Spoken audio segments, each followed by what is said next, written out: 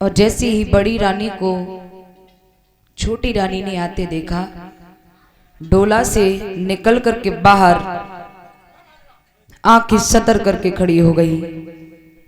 बड़ी रानी ने आकर के दौड़कर छोटी रानी के यानी अपनी सौत के पैर पकड़ लिए और हाथ जोड़कर बोली, बहन चलो ना।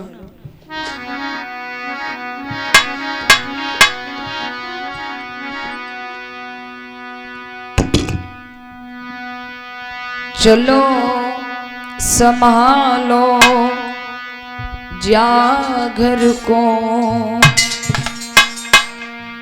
मैं दासी बनी समय बिताऊंगी। बहन मैं रानी नहीं, मैं महारानी नहीं, मैं तुम्हारी बांदी बन करके जीऊंगी। बहन चलो संभालो जा घर को, मैं दासी बन समय बिताऊंगी। दो रोटी मोई दे दियो बहन, मैं तेरो ही लला खिलाऊं।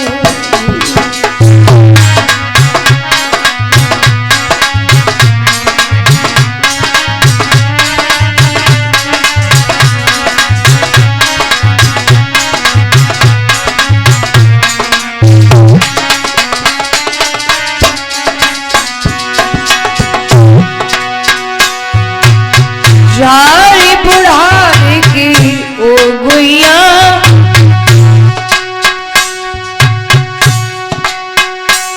मैं पानी भर के लाऊंगी।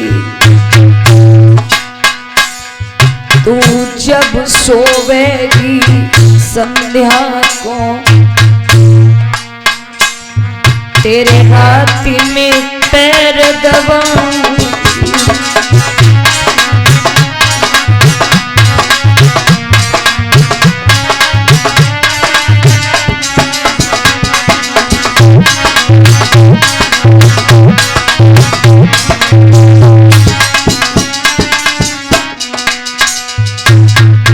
बहन मैं रानी नहीं, मैं बांदी बन करके रहूंगी। और जैसे ये बात कही, सरची ने घुमा करके लात सुनीति की पीठ में मारी। पीछे बूढ़ी बिल्ली भागिन बन करके चिड़ियाघर में रहना चाहती है और क्या कह रही है, मेरे बेटा को खिलाएगी तू। अरे तू क्या जाने कि पुत्र के प्रति मां की ममता क्या होती है। अरे जाने तो तब जब कभी बेटा खिलाया हो। भैया सुनीति की पीठ में लात लगने के बाद भी सुनीति जमीन पर गिरी। जमीन पर गिरने के बावजूद भी सुनीति ने पुनः उठ करके अपनी सौत के दोनों हाथों से पैर जकड़ लिए और रो करके एक बात कही, बहना मेरी पीठ में मारी लात वहनी जाकी, लाज मोई नहीं आई रे।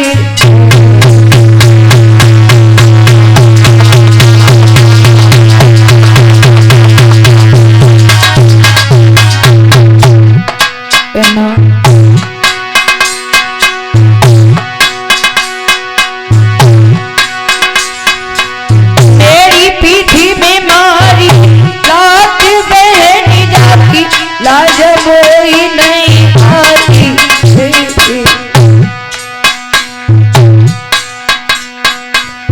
मेरी कोठी में पत्थरा परे बहनी में लला सकी ना जाई।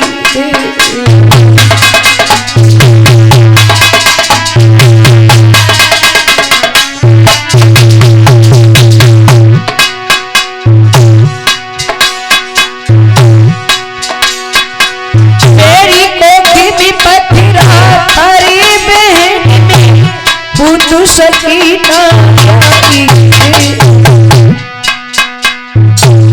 ताई के दुख में ओ बिना सैया की करी सगाई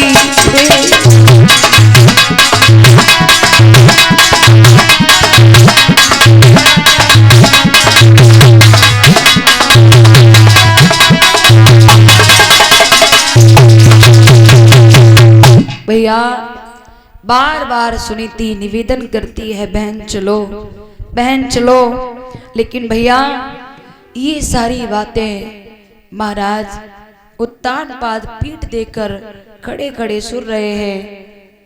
ये सारी बातें महारानी सुनीति की महाराज उत्तान पाद के दिल को विदीर्ण कर रही हैं, गदगद कर रही हैं। सुनीति ने देखा है कि हमारे पति रो रहे हैं, सौत के पैर तो छोड़ दिए, दौड़ करके सुनीति ने अपने पति के पैर पकड़ लिए और रो करके बोली, महाराज आप क्यों रो रहे हो? रोने के लिए तो मैं ही काफी हूं। परमात्मा अगर मेरा रोना मंजूर नहीं करता तो क्या मुझे एक वो बेटा नहीं देता? स्वरची कहने लगी, ये आंसू डाल डाल करके क्या बहलाने की कोशिश कर रहे हो हमें? बहकावे में आने वाली नहीं हूं मैं। और सुनो राजन, अगर मुझे रखना है तो इसे महलों से निकाल दो, खेतों पर काग बिडारनी बना दो। और हां, अगर इसे रखना है तो ज्यादा देरी ना करो, तुरंत मेरा डोला मेरे बाप के यहां पहुंचाओ। सुनीति कहने लगी, महाराज जो मेरी छोटी बहन को मंजूर है वो मुझे मंजूर है, जो मेरी छोटी बहन कह रही है मुझे स्वीकार है। भैया एक पुत्र की चाह के लिए माँ, एक अपना वंश चलाने के लिए माँ खुद काग बिडारनी बन गई। राशि वस्त्र आभूषणों को उतरवा लिया गया, फटे पुराने वस्त्र दे दिए गए, खेतों पर एक झोपड़ी डाल दी गई, उसमें एक चाकी रख दी गई, एक सेर जौ दे दिए गए, थोड़ा नमक दे दिया गया और कहा गया उससे कि चाकी से जौ पीस कर और जौ की रोटी बना बना कर खाती रहना, नमक से लगा कर खाती रहना। भैया